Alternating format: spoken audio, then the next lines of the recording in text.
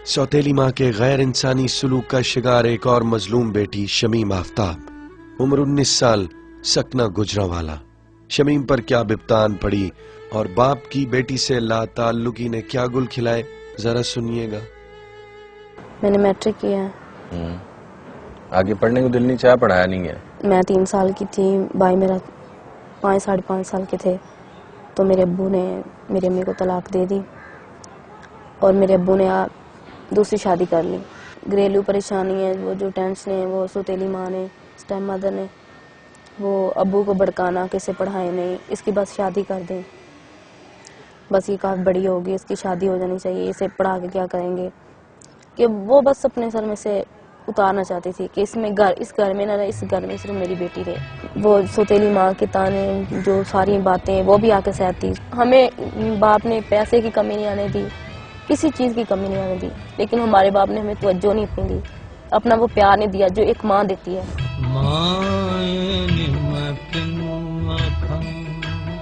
माँ का क्या, उन्होंने बाप का भी नहीं प्यार दिया। नहीं, कभी उन्होंने ख्याल नहीं किया कि कभी ख्याल, घर में आते थे हमें पता नहीं चलता था हमारा बाप कब आया और कब गया। शिकवा करती थी आप कभी उनसे? नहीं।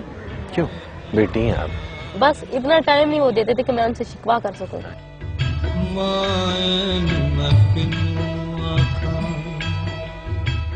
बात यहाँ खत्म नहीं होती, बल्कि यहाँ से शुरू होती है। सौतेली माँ और सगा बाप बेटी को ब्याहना और जबरदस्ती डोली पर चढ़ाना चाहता था, लेकिन इजाबो कबूल की ये दास्तान जो बीबी सुना रही है, कम से कम एक मुस्लिम मुआशरे की तस्वीर हरगिज नहीं हो सकती। तो अचानक गांव का मौलवी है, मेरा भाई है, और वो जो मेरी स्टेप मदर है, मेरा बाप, ये अंदर दाखिल हुए और आते ही ना मेरे जो भाई ने मेरे बालों से पकड़ लिया। कोई बात किए बगैर? कोई बात किए बगैर ना, क्योंकि पहले वो मेरी मिन्नतें करते रहे कि तुम मान जाओ रिश्ते से, मैं नहीं मान रही थी ना। सारे मारना शुरू कर दिया, सब नहीं, अपनी तरफ से किसी ने कोई कसर नहीं छोड़ी। तो मेरा भाई कहता है, अब गांव का हत्या कि यहाँ तक मेरा बाप, इतनी मेरे बाप में गैरत नहीं थी कि गांव का मौलवी होकर मुझे मार रहा था, इतनी उसमें गैरत नहीं थी। इसी तरह फिर मार तो शद्दत करते रहे, मैं नहीं मानी। मेरे हाथ पे बैन मारते निकाला, मैं भी साइन करो ना, निकाला। मुझे पता भी, लड़की का भी नहीं पता, मैंने देखा भी नहीं है। तो और आप उस मौलवी के सामने कहती रही कि मैंने कबूल नहीं करना? और अच्छा, वो मौलवी था, विलन था? मुझे सब हद तक वो मौलवी मारता रहा कि ये माने, ये माँ बाप कहने पे नहीं। मुझे कहते कलमा पढ़ो, मैंने कहा मैंने नहीं पढ़ा। तुम मुझे मार भी दोगे ना, ये मेरे माँ बाप मार दे, तुम क्या होती हो हमारे मामले में बोलने वाले। मेरा चेहरा पहचाना ही नहीं जा रहा था कि ये मैं हूँ, मेरी आंखें नहीं खुलती थी। मुझे मारते रहे, मैं नहीं मानती रही, तो मैं फिर बेहोश हो गई हूँ। मेरे सर में इस तरह इन्होंने पता नहीं क्या चीज मारी है, मैं बेहोश हो गई हूँ। टैक्सी में फेंका, ये लोग मुझे लेके आए फिर इधर पिंडी लेके आए, मुझे नहीं होश कि अच्छा, इतने सफर में मुझे होश नहीं आया। इन्हीं के घर में अभी मैं इनके घर में तकरीबन 10-12 मिनट हुए हैं आए हुए, तो मुझे होश आ गया है।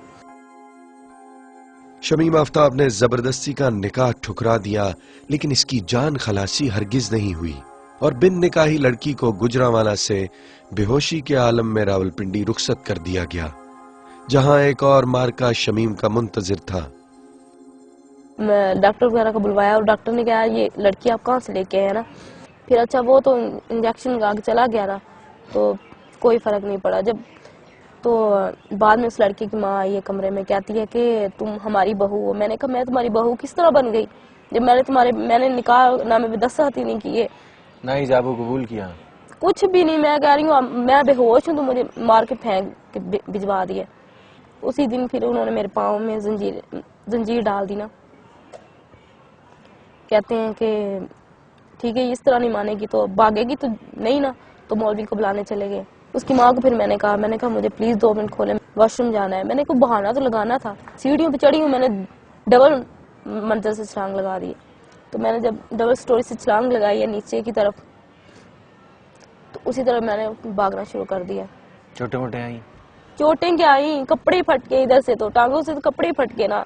दूसरी स्टोरी से छलांग लगाई है, सब लोग बाजारों में देख रहे हैं, मैं भाग रही हूँ, वो लोग मेरे पीछे टैक्सी लेके भाग रहे हैं। मैं फिर आबादी की तरफ चली गई हूँ, वो सड़क की तरफ चले गए हैं। एक घर में गई, आगे तीसरे घर में, वो अल्लाह ताला के फजलो करम से वो पुलिस वाले थे। अच्छा। वो पठान ही थे। اور وہ پورا محلہ ہے جو نا، پورا ایریا جو پولیس والوں کا تھا، میری حالت دیکھی. پھر اس کو بات بتاتے بتاتے میں گر پڑی ہوں، میں بے ہوش ہو گئی ہوں، کیونکہ ادھر سے بھی چوٹیں لگی، ادھر سے بھی بھاگی، چھلانگ لگائی. اسی دن میں نے کہا میں اپنا ظلم سب کو بتاؤں گی کہ جو جو میرے ساتھ ظلم ہوا، جو جو ان لوگوں نے میرے ساتھ ظلم کیا ہے. گجرانوالہ کی شمیم آفتاب نے ظلم و ستم کی جو داستان سنائی اس کے کئی تاریک پہلو ہیں، لیکن باپ جو بیٹی کے سر پر سایہ ہوا کرتا ہے، آج یہ بیٹی اسی سے دکھی ہو گئی ہے. کہ بغیر نے کہا کہ میرے باور بھائی نے بھیج دیا، اتنے غیرتی ہے. والد صاحب آپ کے کیا کرتے ہیں؟ بس زمیندار ہی ہیں. کیا نام ہے ان کا؟ ملک آفتاب حسین. گجرانوالہ شہر میں رہتے ہیں؟ نہیں، گاؤں میں کلیر اونچا میں رہتے ہیں. آپ کے ساتھ اس لیے ہوا کہ آپ بیٹی تھی؟ بالکل. کس سے شکوہ ہے؟ کس سے کروں؟ مجھے تو سب لوگوں سے شکوہ ہے. باپ سے، اس چھوٹی شادی کرنے والے ڈرامے باز آدمی سے، یا اپنی قسمت سے؟ اصل میں مجھے اپنی قسمت سے شکوہ ہے. قسمت سے تو نہیں کرتے، کیونکہ شروع سے ہی میری قسمت اس طرح کی تھی. پیدا ہوئی تو ماں کا پیار نہیں ملا، پھر باپ کا نہیں ملا، بھائی بہن کی توجہ نہیں ملی، ماں باپ کی توجہ نہیں ملی، اور ابھی. اور یہ آپ سمجھتی ہیں کہ آپ کو صرف بیٹی ہونے کی سزا ملی؟ بالکل.